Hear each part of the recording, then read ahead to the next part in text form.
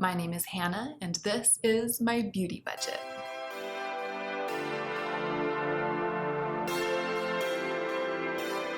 Hey y'all, I am so excited to be filming this special edition of Hannah's Reckoning, in which I will be reckoning with a bunch of palettes, and a bunch of palettes only.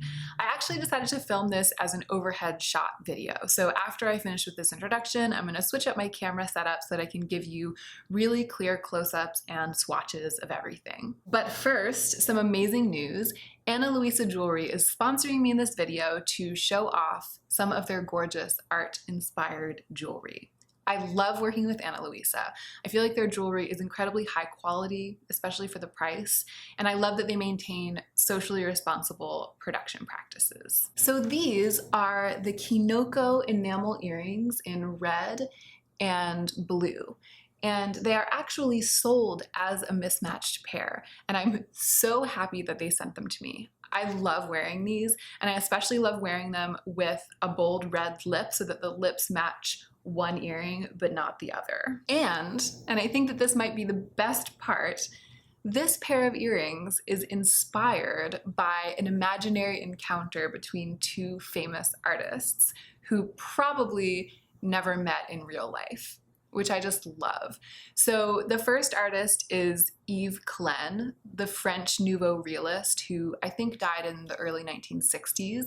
He would be the blue one. And then the other artist is Yayoi Kusama, who is a contemporary Japanese artist, and she's actually still living. She would definitely be the red one.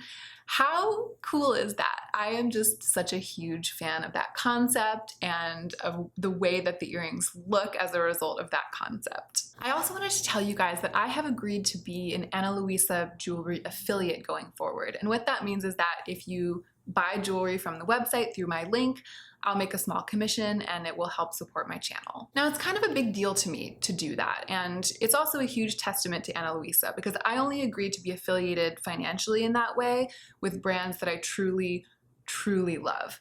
I want to make sure that I would be raving about the brand's product anyway. At this point with Ana Luisa, I am so in love with the jewelry. I mean, I even asked for 2 pairs of Ana Luisa earrings for my birthday back in February, even though I sometimes receive free jewelry from Ana Luisa when we work together.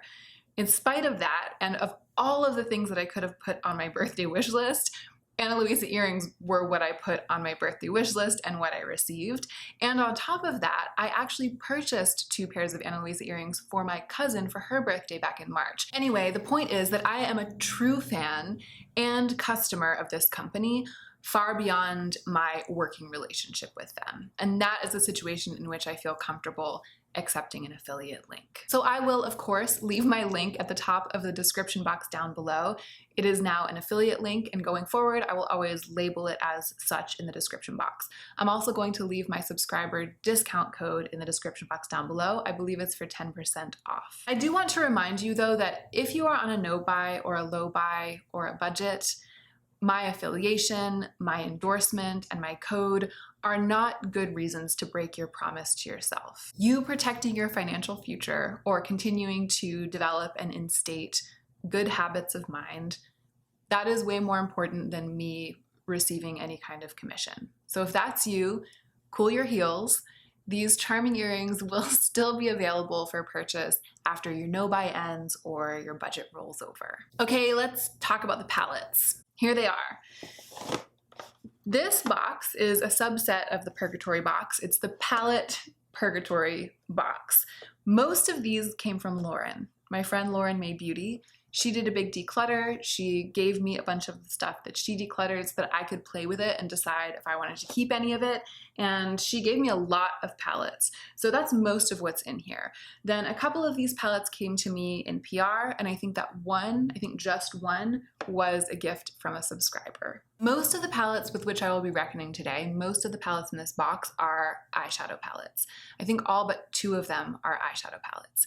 Now, I am highly motivated to keep my eyeshadow palette collection not minimal. I was going to say minimal, but I feel like everyone has a different definition of what's minimal and kind of what's reasonable. But what I'm trying to say is that I am highly motivated not to let my eyeshadow collection get super bloated and unwieldy and become something that I can't hold easily in my makeup mind palace. And to be honest, the thing that motivates me is that I have a handful of gorgeous luxury palettes that I really, really love. Namely, my 3 Natasha Denona palettes, all of which were gifts, but there are a couple of others too. I have some really beautiful eyeshadow palettes already, and I don't want my time to get too divided or my attention to be too frequently pulled away from those palettes that I consider to be truly the best of the best, the ones that I'm just ecstatic to have and to be able to use. I'm hoping that I can decide to pass on at least half of what I have here, hopefully actually more than half of what I have here.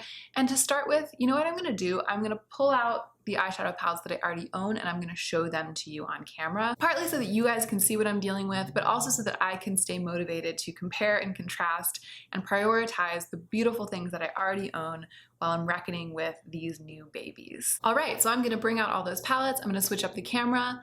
This is going to be a bonanza. Let's go ahead and get into the meat of the video.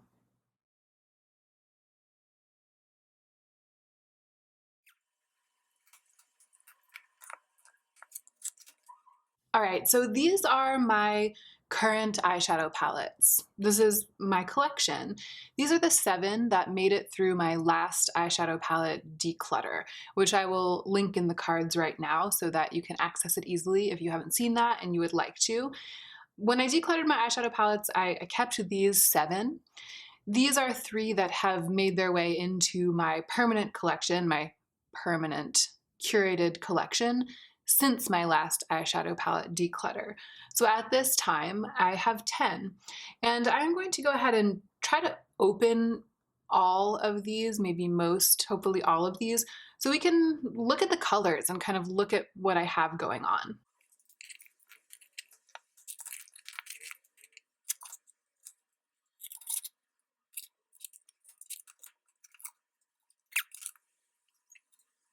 All right, so I was able to fit all of them in frame. How exciting. And some of these Natasha Denona palettes have shadows missing because I frequently pull individual eyeshadows from these palettes and put them into my little singles palettes that I always have rotating.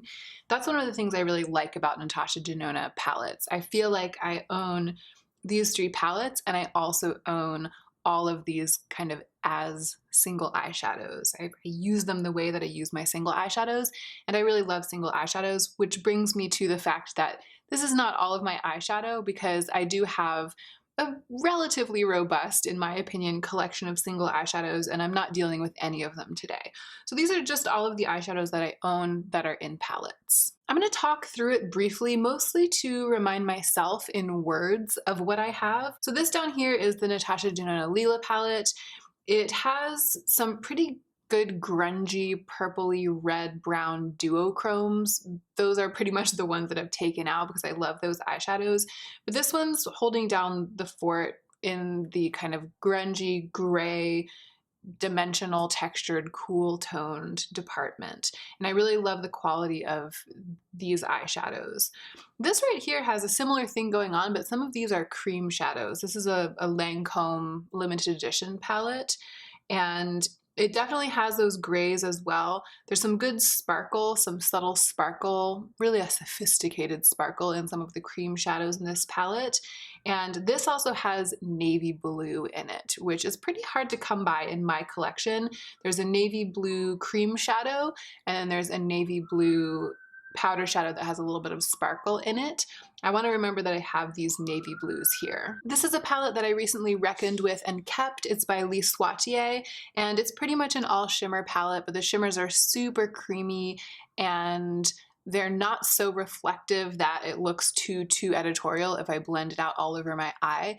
This is a palette full of perfect eyeshadows for all over the lid looks, like single color eye looks. And they range from a dark blackberry to kind of a light creamy peach color. I kept this because I was so impressed by the formula. I love these shades. I love this kind of eye look, the kind of eye look that I do with this.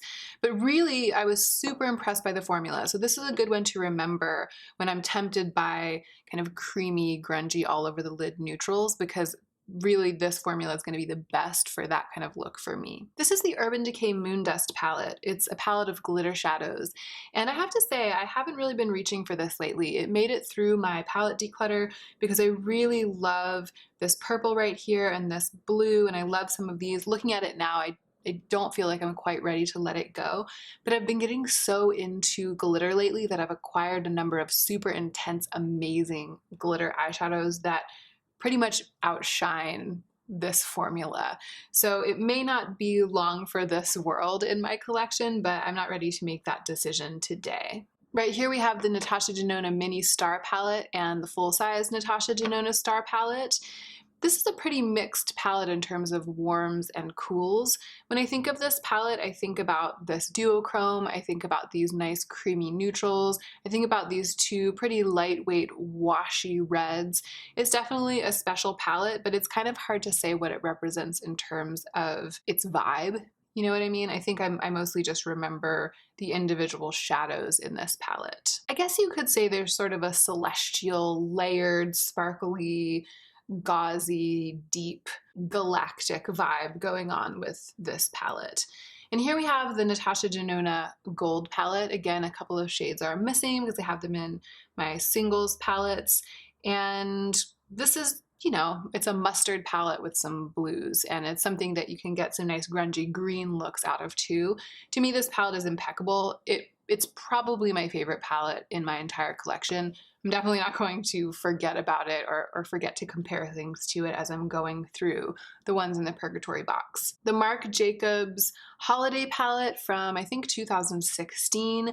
This is a standout palette to me for this rosewood matte shade down here in the corner. I really, really love this eyeshadow, and also for this almost chartreuse, incredibly creamy gold right here.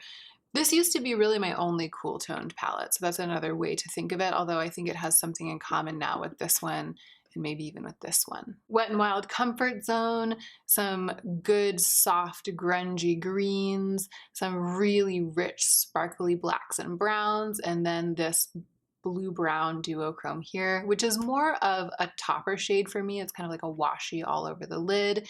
And then here is my brightest and most rainbow palette. It's the Urban Decay Electric palette. This is still serving pretty much all of my editorial brights needs.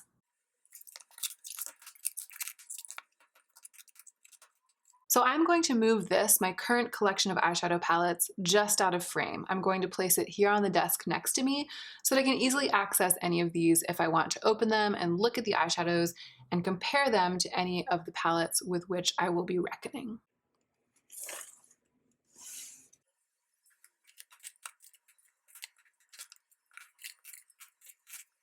So here are all of the contents of the palette Purgatory box, all of the palettes in all of their glory. I'm going to stack them up in the corner of the frame and go through them one by one. These are stacked in no particular order, or rather they're stacked in such a way so that the stacks won't fall over. So I guess we're kind of going to be going through from smallest to biggest and then from smallest to biggest. Let's start with this one, the Huda Beauty Warm Brown Obsessions palette. This was from Lauren, and gosh, I have been playing with this and playing with this a lot and trying to make a decision about it, which I have been doing actually with all of these palettes. I've been having quite a lot of good makeup playtime with these palettes over the past several weeks. And this one has been tough for me to decide on because I find the quality to be really quite good. And I've never been drawn to these Huda Beauty Obsession palettes. Some of them look really beautiful, like the smoky one looks really beautiful and it looks like something that I would really like. Whenever I look at them, whenever I kind of consider them, I always look at each individual palette and think, what could I possibly do with that little palette that I can't do with the eyeshadows that I already own? Either the the singles or the palettes that I already own. And that's true of this one too. I own pretty much all of these colors in singles and in palettes. I own them all several times over. And there's nothing creative enough or inspiring enough about this palette, this combination of colors, that makes me feel like it's an asset. I think that if it were super dynamic, if I felt like it in and of itself were editorial or were an art object, I might be willing to keep it even though I already own some of the shades. But I don't feel that way about it. I feel like it's very beautiful, very basic, and I don't think that I need this palette around to inspire me or to teach me to do the looks that I would be doing with this palette. I feel like if I get the hankering to do that look, which I do sometimes, then I can do it with other eyeshadows that I already own.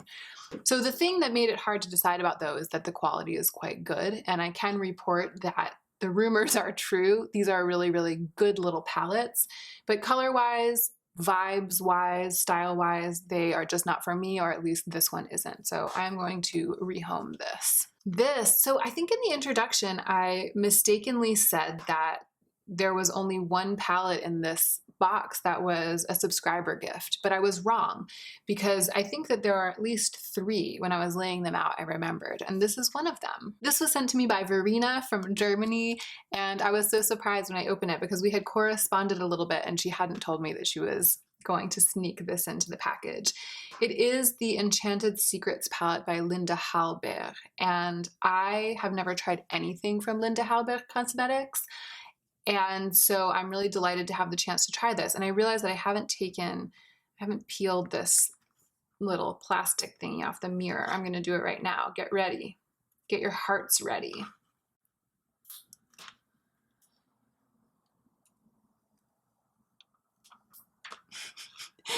Did you see my grimy little face in the mirror? How embarrassing. Anyway, this is a funny case, I have to say, where I have not been super impressed by the shadows. I have some unbelievably rich, pigmented, and reflective duochromes, glittery shadows. My eyeshadows from JD Glow, for example, are just truly incredible, and they do similar things to these. These are all 4 sort of reflective and duochromy. I think the perfect example is this one, Ethereal, here in the corner. I'm going to swatch it right here. And you can see that it is quite beautiful. It's rather light. And if you compare that to something like Lime Chrome from the Natasha Denona Gold palette, which is a very similar idea.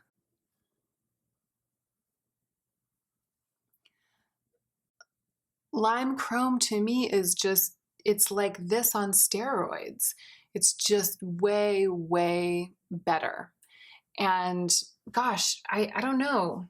I was going to say that I want to keep this, even though I feel like all 4 of the eyeshadows are a little bit lackluster. Like that was what I was prepared to say. But in illustrating to you the fact that they're lackluster and the fact that they're lackluster compared to other shadows that I have that are similar, it's making me kind of second guess my desire to keep it. I just wanted to keep it because it's so beautiful, it's so precious, it's Linda Halberg, I don't own anything by her, and I also kind of feel like I haven't played with it that much, I haven't given it that much of a fair shot, but it hasn't impressed me. So I'm gonna leave this one, I'm gonna set this aside. I think there's a chance that I might actually put it back in the purgatory box because I thought it was a no-brainer. I thought I wanted to keep it, but now that I'm swatching it next to something similar, I'm realizing that I'm not so sure. But I really am not sure. About this, on the other hand, I am sure. This is pretty spectacular. This was also a subscriber gift. This was sent by Linda from Ireland. The same situation. She told me she was sending me a couple of singles, and lo and behold, when I opened the package, this was in there, and I couldn't have been more shocked and delighted because of all of the Viseart palettes. This one, which is the neutral mattes, this is the one that I have always wanted to try. And I find especially these taupes and grays down here at the bottom to be super useful for me because I love these sort of neutral, creamy, cool toned transition shades, and they don't show up in very many palettes these days. They're starting to show up more, but they haven't been quite the thing for a long time. So I find that there's rather an abundance of these kinds of warm browns in my eyeshadow collection and rather a paucity of these kinds of elephant and mole's breath grays. So I've been reaching for this kind of as my go-to companion palette. I've been reaching into this whenever I need a black, whenever I need a transition, whenever I need a matte white or cream. This has just been sitting on my vanity and living its best life and helping me out all the time. The quality has been good for me. I know that some people I've been watching lately have said that they don't understand the hype to do with these. I wouldn't say that eyeshadow has been made new to me and I had no idea that it could be like this. It's not like that, but I have been very impressed by how easy it is to get these eyeshadows to do what I want them to do. And to me, that's the measure of a really good eyeshadow formula or of one that suits my style. So this is a keeper. Here's the Sigma Warm Neutrals Volume 2 eyeshadow palette, and this came from Lauren. This one I also went back and forth about for a while. I was impressed by the creaminess of the mattes, and I really like this color right here. This is like a gorgeous greeny brown, swampy brownish green of my dreams. I mean, I really, really, really like this color. However, over the course of several makeup playtimes, I failed to get good looks with this palette. It's almost as if they feel creamy to the touch, they feel very finely milled, but they buff out in a rather powdery way, and then it's hard to get the mattes to layer one on top of another. And this color called Fool's Gold, which looks like it would be really beautiful, is scratchy and barely pigmented. And for those reasons, I am going to pass on this little one. This is also a palette that I inherited from Lauren May Beauty. It is an Ofra palette. It's the Francesca Tolot collab. I played with it. I find the color story here to be extremely uninspiring. There is one amazing eyeshadow in here, which is this one. It almost looks like a matte lavender gray in the pan, but then it blends out to this gorgeous, slightly iridescent kind of ashes of roses, but with a little bit of a blue shift to it. I think it's gorgeous as an object, this eyeshadow right here, and it's gorgeous on my hand. Like, it's a really beautiful swatch, but it's not very useful, and it's hard to make its beauty translate to an eye look. Believe me, I've tried. And then the other eyeshadows in here are just, to me, kind of dusty and useless. There's this one in the middle, this beautiful gold, which swatches really, really well, but it doesn't really show up with that kind of intensity on the eyes. So I don't feel motivated in any way to keep this, but it is very beautiful, weighty packaging. It feels high quality. It is kind of exciting color-wise. I think it would be more exciting for someone else. So I'm gonna find someone who is excited by this and give it away. This is the Morphe Brunch Babe palette, and I actually filmed a get ready with me with this palette, and many of you said that you thought that it looked much better on camera in my get ready with me than it looks in the product shots, and I agree. It's very beautiful in person and it's very useful. I find the eyeshadows to be serviceable and to be relatively well performing. I liked the look that I got from it. I know that everyone always jokes about Morphe being just a bunch of shades of brown, but I really appreciate some of these slightly less common shades of brown that are going on down here in this palette. However, I have something I want to show you.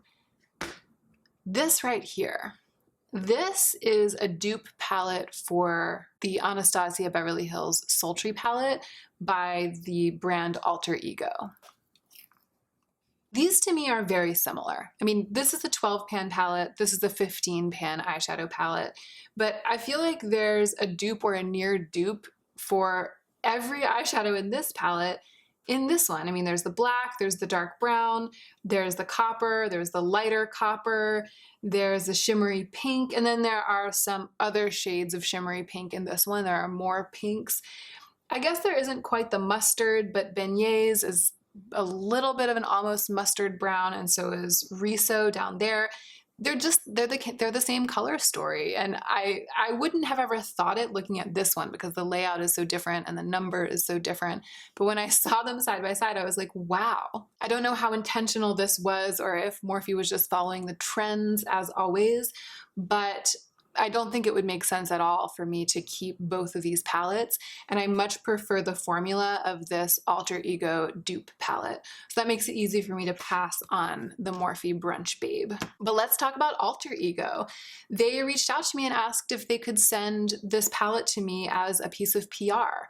And I said yes, because I love the color scheme of the Sultry palette. I was so tempted by it when it was on sale after the new year, after my no buy year was over. I think it was on sale in January. I still haven't bought any eyeshadow during my budget year, but I was so tempted to buy it in January. And the thing that stopped me is that I don't like the ABH formula. I just don't. I don't like working with ABH eyeshadows. And that was part of why I decluttered my Modern Renaissance palette. It was also because it had gotten so old. I think that the formula had started to give way a little bit. But that was really what helped me not buy it. But it was the colors that attracted me so much, and the fact that it has a black in it and it has all these gorgeous neutral metallics, which I love. I really like this blush color, the fact that it's in here, because I've gotten really into setting my lid primer with blush and actually kind of priming my eyes with a blush base before I go in with eyeshadow.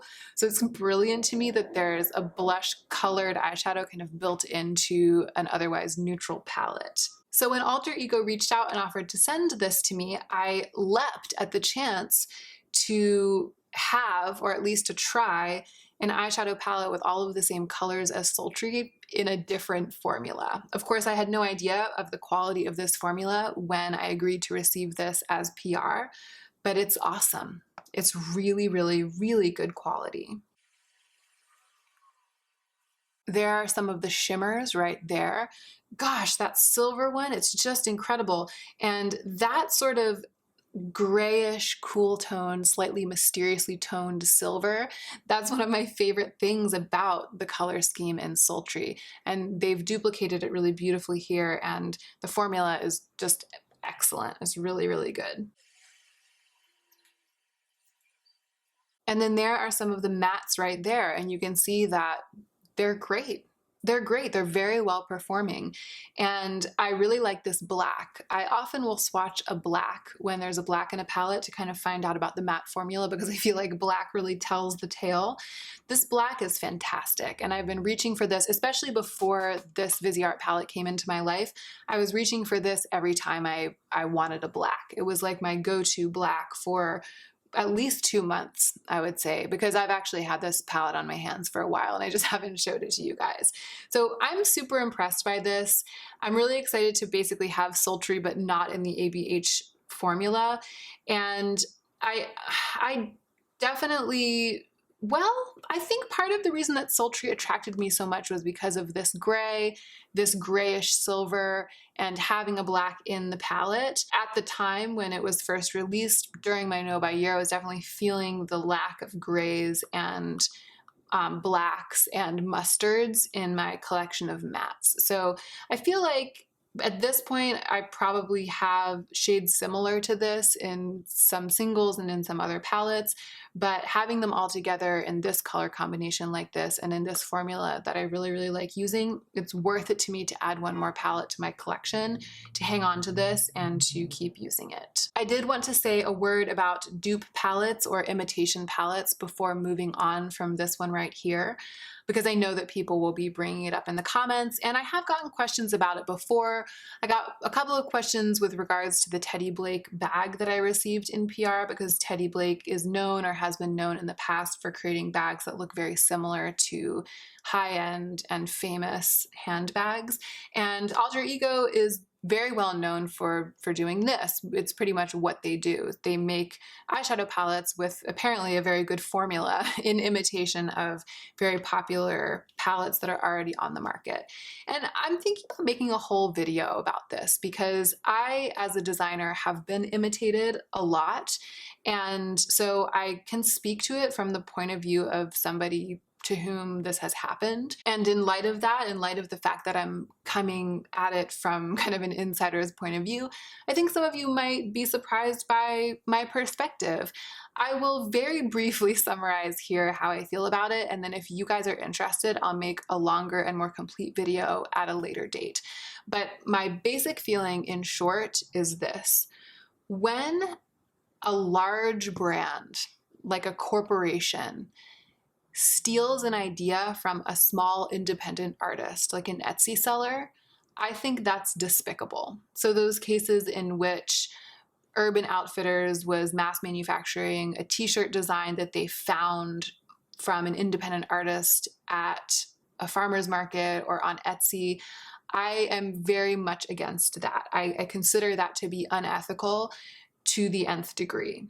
However, when a smaller brand, or when all the brands, right, all the brands in general, start to imitate something that an industry leader has done, I don't really have a problem with that. And I feel like sometimes the imitations are super spot on and very obvious, and they're kind of like making no bones about it. Sometimes the imitations are a little bit more subtle. They're just learning from another manufacturer what is popular, and they're making something that hits all those same notes at a much, much lower price point. It happens all the time. It happens in all of these different ways, and it has been happening throughout history, and it happens in every kind of industry, in every kind of commerce.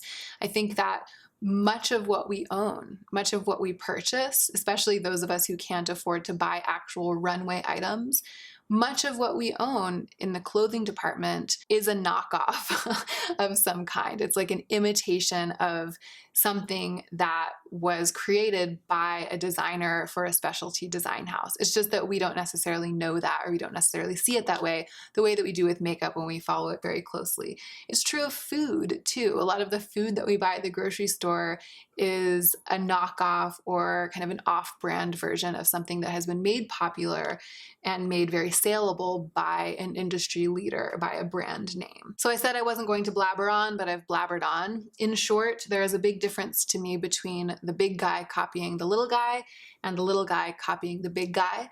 This is an example of the little guy copying the big guy, and it doesn't really bother me.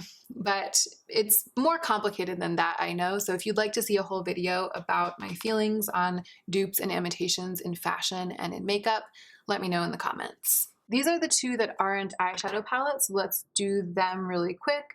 This is the Wander Beauty Wondrous Dusk to Dawn palette, and these are perfectly pretty. It's a blush and two highlighters, but nothing about them is gripping enough for me to be able to get over the fact that these pans are so little and skinny and weird shaped, and this just doesn't make me want to use it. So I'm going to find someone else to take it. And then this is the Vintage by Jessica Liebskind highlighting palette, and I thought I was going to love this because it looks gorgeous. I really like the design of it. I really like how these swatch, and I really liked the looks of them when I started playing with them on my skin during makeup playtime. Then I used this in a get ready with me. It was like a playing with new makeup get ready with me. And I went in with the highlight, not super intensely, but I really buffed it into the skin, and it kind of buffed out to have that like grayish silver cast that isn't flattering at all on my very, very pale skin. So when it actually came down to working with these highlights, really working with them, they didn't work out for me. So I'm gonna pass this little palette along too. Ooh, look what's right here, the Deuce by Juvia's Place. This came from Lauren too. And, oh, there's no mirror, so I don't have to fold it back. You guys, not only am I planning to keep this, but I'm going to keep it in its packaging. And that is surprising to me because I had two other Juvia's Place palettes and I depotted both of them because I loved most of the eyeshadows, really loved them, but I didn't like the way they were combined. The color stories of the palettes didn't inspire me, didn't speak to me, but there's something about this one that really does. And there are some extraordinary eyeshadows in here. So this one down here, oh, and it's so creamy and pigmented, so special. This one down here, I really love. This one, Mont Blanc right here, it's a super iridescent, bright silver, and when you sort of shear it out and buff it out, it looks really special, really editorial, sheeny and gorgeous. And then this one right here, oh my goodness gracious, it's like a super intense, shifting duochrome, kind of white to pink with even some, I feel like, blue or green in there. It's really, really iridescent. And I like the way that all of these colors speak to each other. I like that this green is in here. It's also really, really pretty. They go together, they work together, but the color story that they tell is one that I might not be inclined to build myself, but that I'm willing to go with it, right? I'm willing to go where this palette leads me. So I'm in love with a number of these individual eyeshadows, and I'm really appreciative of this palette as an art piece, as a unit. So I'm going to keep it, and I'm going to keep it intact. This is the Carity Rosé All Day eyeshadow palette. This was also one that was in the bag from Lauren, and it's just ho-hum to me. This beautiful pink up here in the corner, I have that in the Urban Decay Electric palette. Everything else, it just looks bland. I feel like the color story is fine. Like, these are colors, this mauve, these sort of coppery colors, those are colors that I like. But I have other eyeshadows in those colors that just have more oomph, and more oomph even sitting in the pan. They just call to me more. They make me want to use them more. And the quality is not bad. They're perfectly nice and creamy, and they perform perfectly well. The mattes do too. And you know, if it were my only eyeshadow palette, I wouldn't be sad, but there's nothing about it that's asking me to keep it. And it's also beautiful and very, very lightly used, so it's going to be a good gift to someone else. This is the Ace Beauté Grandois palette, and it's sort of a similar story to the one from Carity. I've played with this in Makeup Playtime. It's very beautiful. These two shimmers are very beautiful, this bronze and this kind of goldy color. These two reds are very beautiful. I love the red toned looks that I can come up with.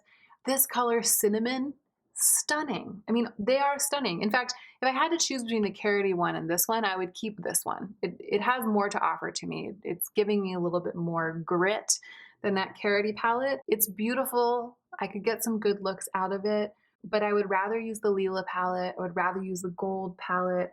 I would even rather use this Temptress palette from Alter Ego than this. And it's not even to do with color story or anything like that. It's just to do with what I have around me, what I own, what tempts me, what takes up brain space, etc. So I like this, but I am not going to keep it. This, however, this is the one I was remembering when I said in the intro that I had one palette in here that is a gift from a subscriber. So Genevieve sent this to me, and it is the Kevyn Aucoin Nude Pop palette, one that I lusted after for a really long time and finally decided not to buy.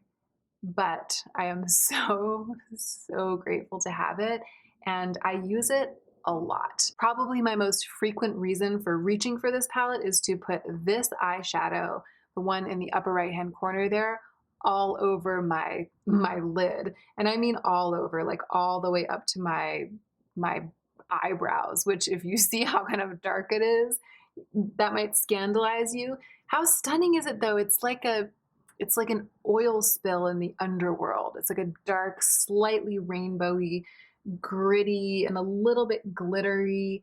And it can be sheared out. It can be treated kind of like a topper. I'm like putting it all over my body. I'm gonna put it all over my body. But I hope you'll be able to see from there that it's just, it's kind of like a grungy, wet look in its own way. And it does make for a slightly editorial, almost patchy, all over the lid look.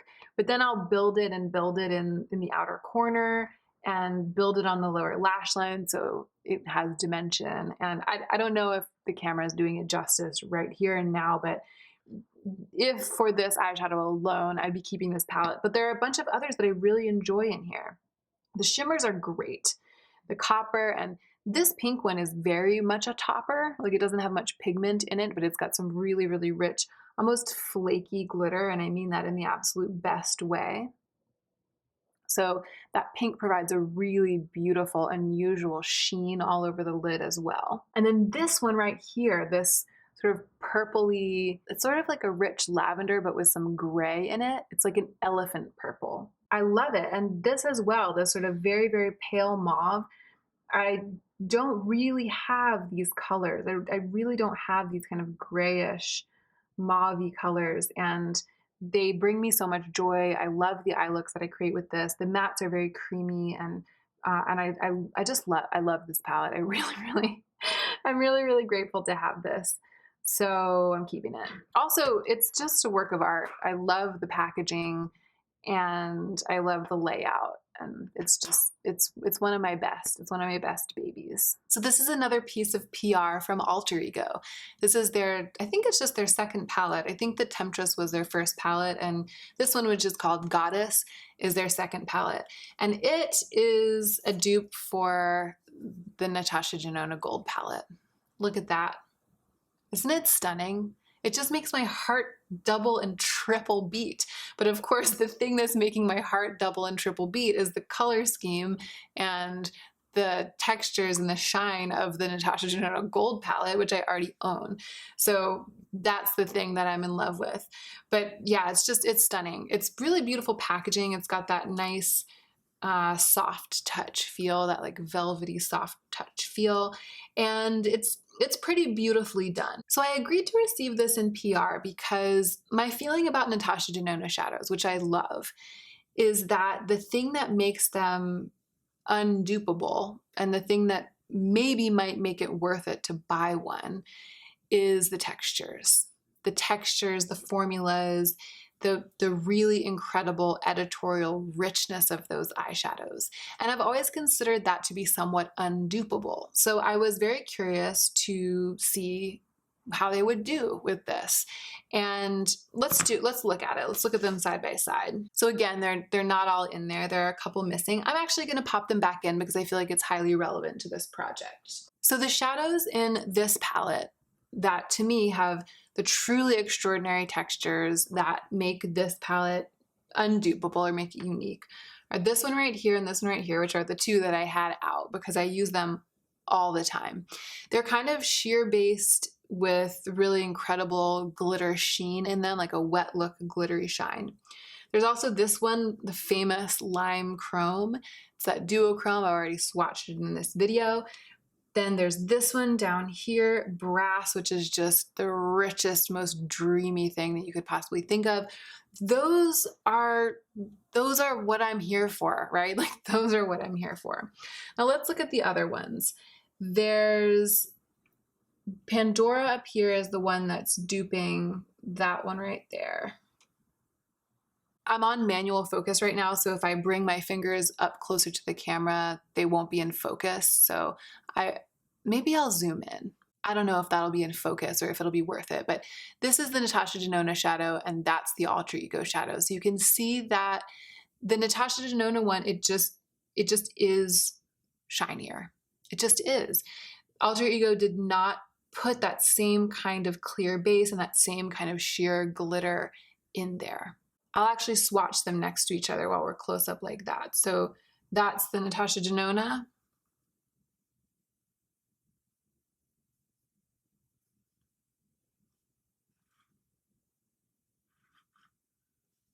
Let's do another one. So here's Brass, that incredibly creamy, amazing eyeshadow from the bottom left-hand corner. And then here's Valkyrie, which is the one from the Alter Ego palette.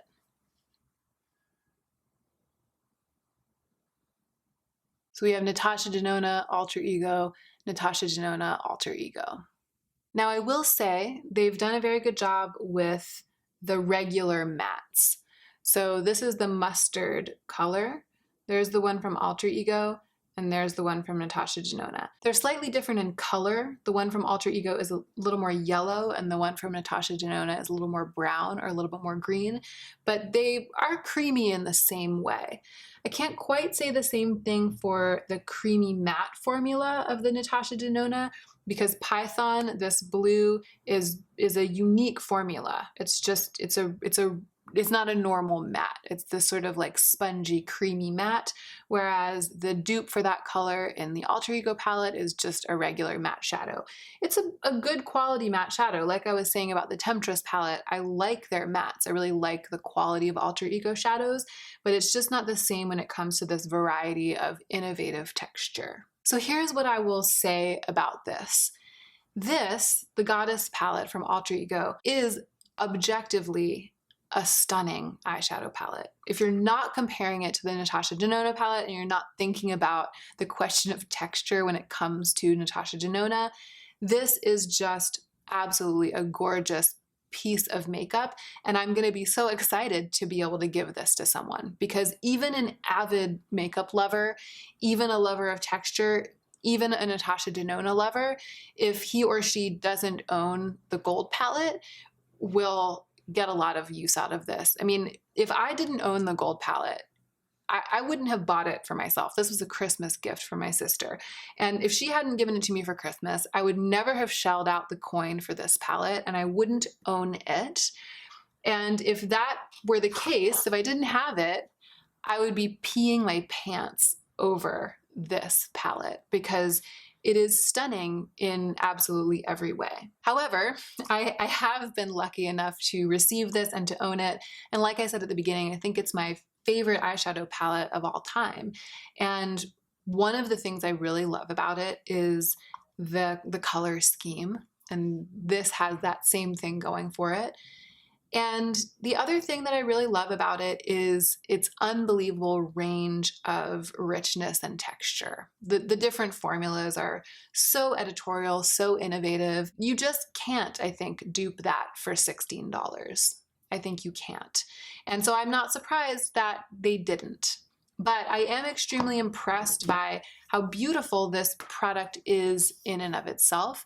And I'm glad that I got the chance to try it out, both to confirm for myself that there is something truly special about this palette and about these shadows, and to be able to confirm to any of you who might be wondering that I do recommend this on its own merits. I do think it's an incredibly beautiful palette, and this is utterly ridiculous because I have this one, but even though I have this one, I do feel a little pang in my heart at letting this one go, just because it's such a beautiful object. But it's ridiculous because I don't need them both. And like I said, it'll be such a moment of joy when I'm able to give this away to someone who will really, really love it. So that just leaves this little bean, the Linda Halbert one. And here's the thing, I'm not ready to let it go, but I am not ready to say that I've worked with it enough to know that I definitely want it to stay permanently in my collection. So it's going to go back into the purgatory box, and I'll reckon with it next time. So these are the 9 palettes that are going to pass from the palette purgatory box into my giveaway box. I'm going to be rehoming all of these. And these are the 4 palettes that are going to move from the palette purgatory box into my relatively permanent collection of eyeshadows. I'm accepting them as my own children. They're going to join their brothers and sisters and live out, hopefully, most of the rest of their lives, if not the rest of their lives, with me.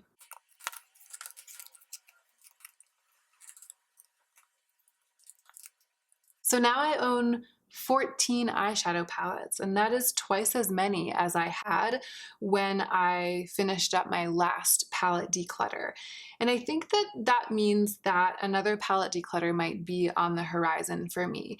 This doesn't feel like too many. I feel like I can keep them all in my Makeup Mind palace, but I do suspect that there may be some here that I will be unlikely to really reach for ever again. And if that's true, I would like to catch that before those palettes get really, really old and before they're no longer good to anyone else, because what I'd like to do is decide which ones I don't really want to keep and keep loving and give them away while someone else can still get use out of them.